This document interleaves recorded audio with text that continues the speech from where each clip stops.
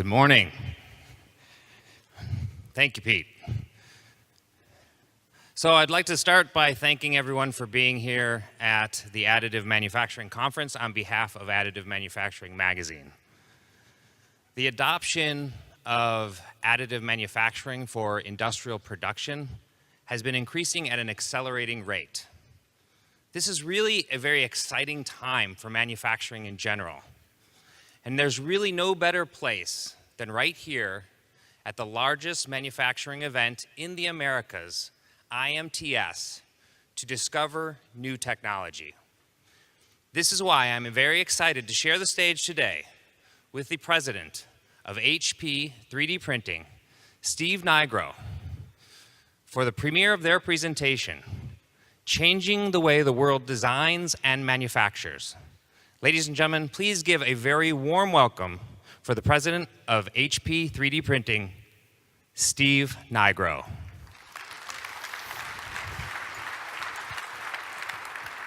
All right. Thanks, Travis. Good morning.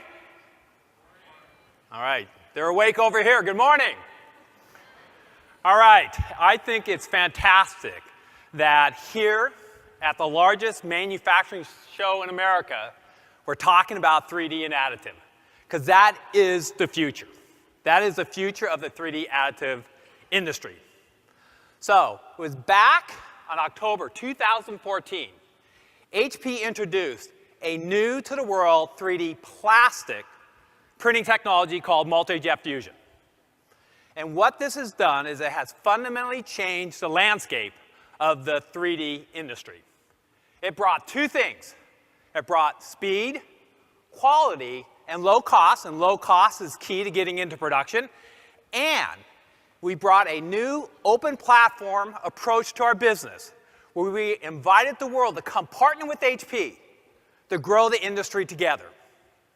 And as a result of that, what you're seeing in plastics is the industry is going from prototyping to production. So they say lightning doesn't strike the same spot twice. Today, I'm sharing it does. Yesterday, we introduced Metal Jet. And what we plan to do is take metal 3D printing from a specialized production technology today to mass production. And all this is driven by our mission to change how the world designs and manufactures, or, to say it differently, to lead the next industrial revolution. Now, this is a slide we've been sharing for a couple years now. When you look at the 3D industry, it's relative to the $12 trillion manufacturing industry, a small industry, a small market. Now, it is growing, and it's growing at a CAGR of 25 plus or minus %. But for it to really take off, we have identified 6 factors that without progress against these 6, it just will not reach its potential. The first 3 we say are foundational. The first 3, making progress on these first 3 is key to create the opportunity. The first is product capability. You got to think about what the product needs to do from a consistency, reliability, repeatability, precision. It's competing against technologies like injection molding, CNC machining, investment casting. And so that's the first step that the 3D industry must deliver with their products. The second, broadly, is lower cost of operation. And that's really made up of a couple factors. Is that product capability? It certainly is the material cost used in 3D printing. And finally, it's material selection. And when you make progress against those 3 factors, it starts to unlock the market. Now we say there's 3 factors that can be an accelerator. The first is design for additive. When we think about design for additive, people like to say complexity for free with 3D. And one thing we've learned over the last couple years of really being deeply in this industry, this is probably the most critical step for an industry, for a company to take to really start the additive 3D journey. Second, as we look into the future, we see new supply chains being created. We like to say, it's a lot cheaper to ship electrons around the world than physical products.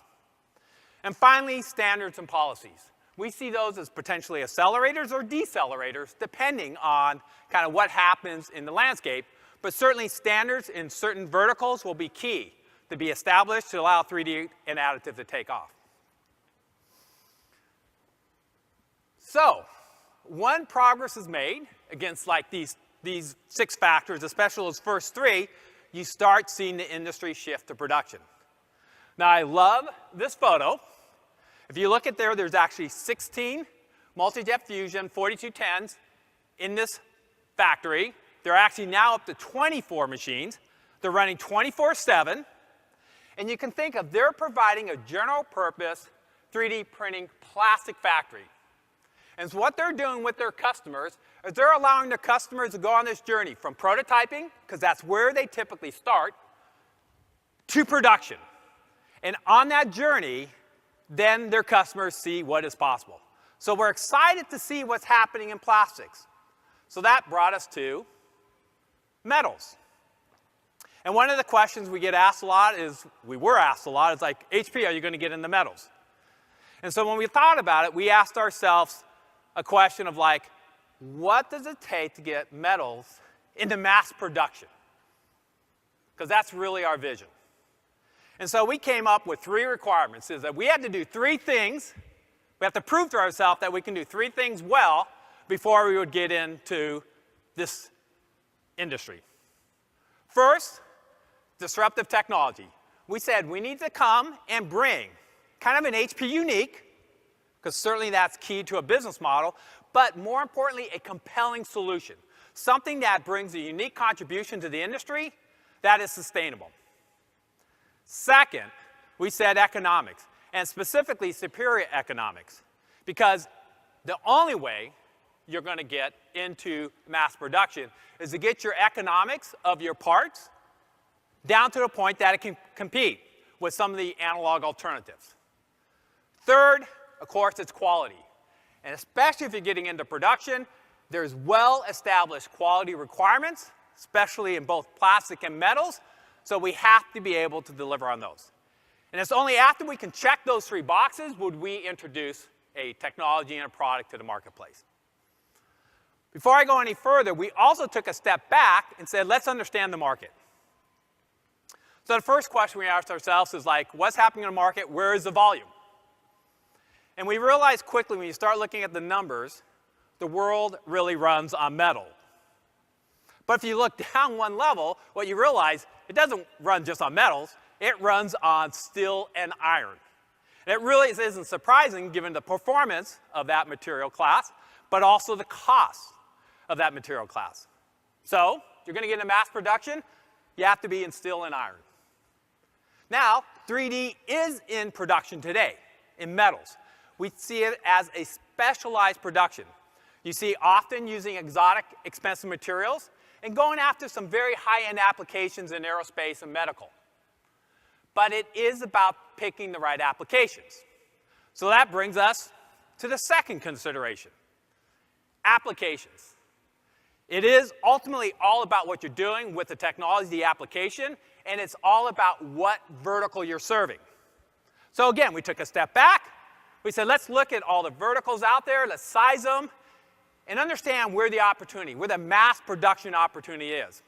And we looked at 4 verticals, and we came to a conclusion that there's 3 of interest, primary interest today for us. First, medical equipment.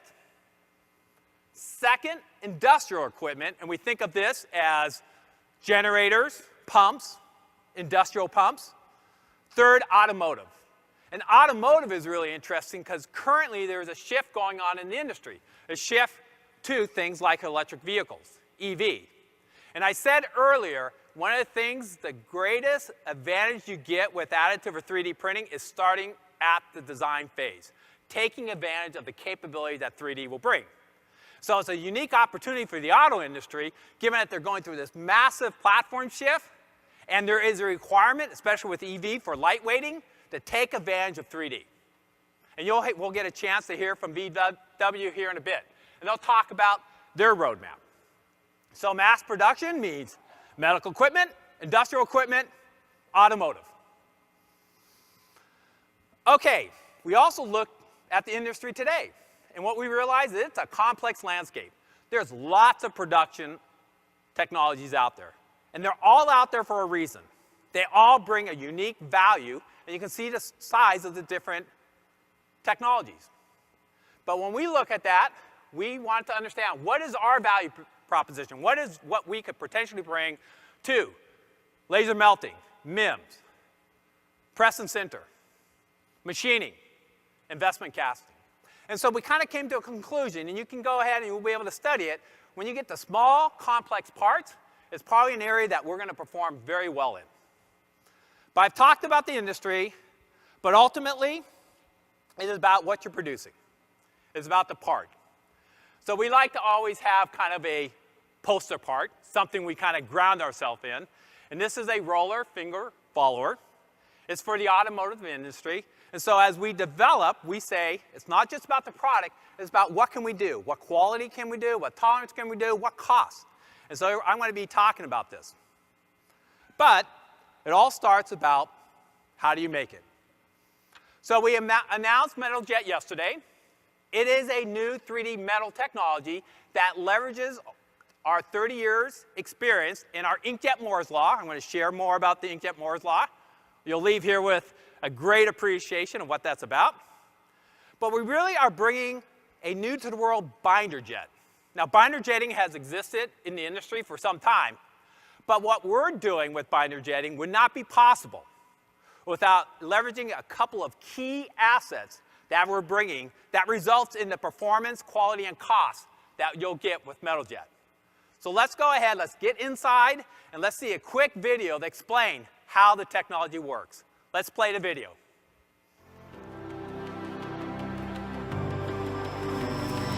Inside the printer, the carriage features 6 print heads, arranged in 2 print bars.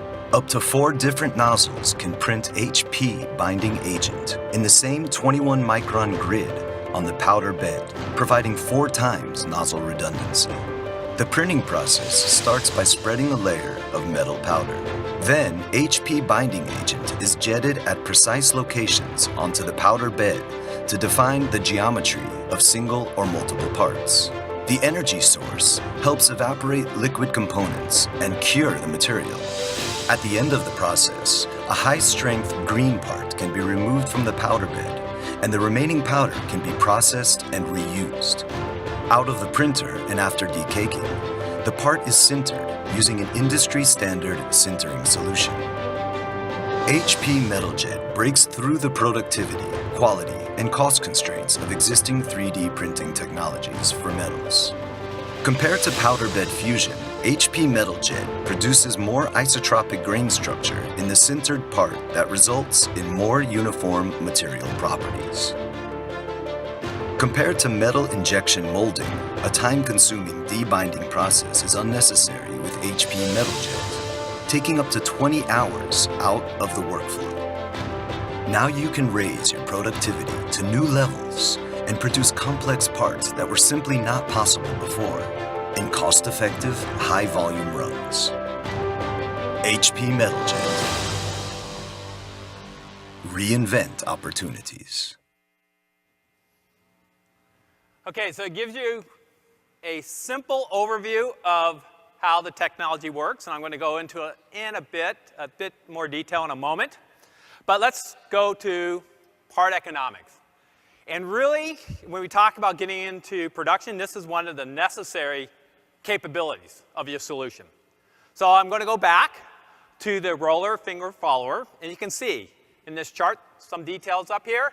We're comparing it to metal injection molding, the cost, selective laser melting, and of course, HP MetalJet. And so we look at a thing we call break-even point. The number of digital production parts you can produce at a cost of less than or equal to the analog compare. In the case of this roller finger, compared to MIM, if you're going to produce 50,000 or fewer of these, based on hard economics, you actually save money using HP MetalJet versus producing via MIM. And of course, versus laser melting, you can see there's an order of magnitude, over an order of magnitude, lower cost of HP metal jet versus laser melting, 3D laser melting. Now, there's also another part up here, the grasper. This is for the medical industry. It is a smaller part, so really not surprising. The break-even is actually more favorable. It's up to 60,000. And once again, relative to laser melting, it's over an order of magnitude lower cost. So, check the economics. Compelling economics. Okay, that's economics. What about quality? So, what we've done is we actually went and took some of these samples. We produced samples, and we have sent these samples to Inspire, which is an institute in Switzerland, and they went and tested our samples. Now, you can go ahead and see what they analyzed. I'll share a couple things. First thing is we meet all ASTM and ISO standards for stainless steel. So these are standards that are in the industry today for standard production, not 3D standards. So that is critical if you're going to go seamlessly into production. Also, if you look at some of the quotes, they note that it's a homogeneous microstructure. And what the significance of that is you really don't see this in other 3D metal printing technologies. And I love the quotes. You can kind of read them yourself. But I love the quote, leading edge in additive manufacturing. So, I've talked about the technology. I've talked about the economics. And I've talked about the quality. But ultimately, you have to deliver this to the customer in some form, a product. So what we're doing here is I'm going to unveil the HP Metal Jet product.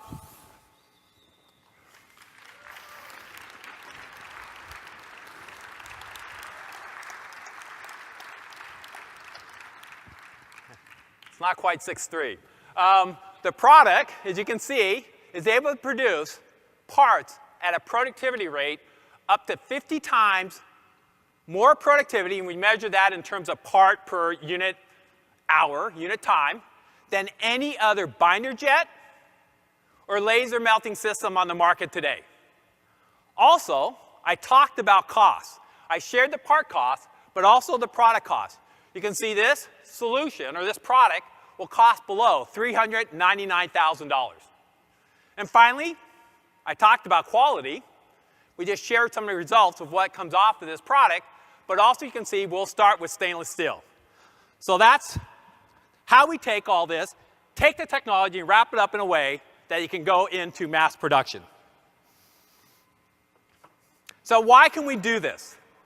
I said it's a binder jetting with some unique capabilities. And there's two keys. I said, we've been doing this, thermal inkjet, for over 30 years. And ultimately, when you look at what we can do with thermal inkjet, we are able to produce very low cost, high resolution nozzles. In fact, we estimate that the cost of a thermal inkjet nozzle is 2 orders of magnitude lower than a piezo nozzle. So we can pack a lot of nozzles. In that product, there's actually 63,000 nozzles. And that is the key to speed, quality, and reliability. And you think about production, reliability is key. And I love what we've done here. I like to think about this as a fault-tolerant design. And so what that means is if you look at each voxel on here, when you go and addressing a voxel can be addressed by one of 4 nozzles. And so if a nozzle fails, not a problem. 2 nozzles fail, not a problem. And this fault-tolerant design takes advantage of our high-density, low-cost nozzles in a way that would be very difficult for anybody else. The second thing is chemistry.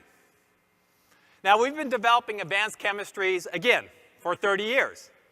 And about 10 years ago, we introduced to the world a latex chemistry. Actually, a latex chemistry that nobody else in the industry has been able to reproduce. And it turns out this latex binder is fantastic. It creates very strong green parts, and we're able to create these strong green parts using less than 1% by weight of the binder in the green part. And so what that does, as you saw from the video, it eliminates the need for debinding. It allows the production of high-quality parts, and it is very friendly to the sintering process because it's such an open structure, and it's very easy to go through that sintering process. So why? Why is this possible? We all know about Moore's Law. Moore's Law, compute power doubles every 18 months. Well, it turns out we have our own inkjet Moore's Law. We have been doubling the performance of our systems every 18 months since the very first system shift in 1984, which was 3 years after I joined HP. And the very first system we shipped had 12 nozzles. As I just mentioned, this product is using our Gen 4 platform, 63,000 nozzles, firing up to 500 million drops every second. And this capability, this ability to integrate, is a key to not only low part costs, but low product costs. So now, how are we going to bring this to market? A couple mega trends. Number one, everything as a service is certainly a trend. People like to consume their products on demand. Second, think about getting into production. I mentioned the importance of vertical. And for us to really get into production, it requires great expertise. Expertise that we, as HP, we don't have. And think about getting a part into production. As you know, it requires a very rigorous approach to go through and qualify for production. So we've come up with a multi-year plan. First, we just announced that we'll bring the technology to the customers through our partnership with GKN and Parmatech as a start. GKN is an expert in automotive and industrial. Parmatech is an expert in medical. And what you will see, parts will be available. They will get our product, bring it in, and they will be working with select customers, and they already are, to put those parts into production. In 2019, what will happen is you'll see we will expand the availability. GKN and Parmatech will expand what they're doing with more of their customers. And we'll also make available parts via a metal production service. I'm going to come back and talk. So we can allow broader availability. In 2020, we'll have select product availability for the solution outside of that network. And in 21, we'll have general product availability. And what this approach allows us to do, it allows us to start the production journey. It allows our customers to start the production journey. They can start uploading, getting parts. They can start going through that rigorous qualification process. And as you look into the future, ultimately, there'll be a network that we develop to be able to provide parts services, design services to the world, as well as the ability for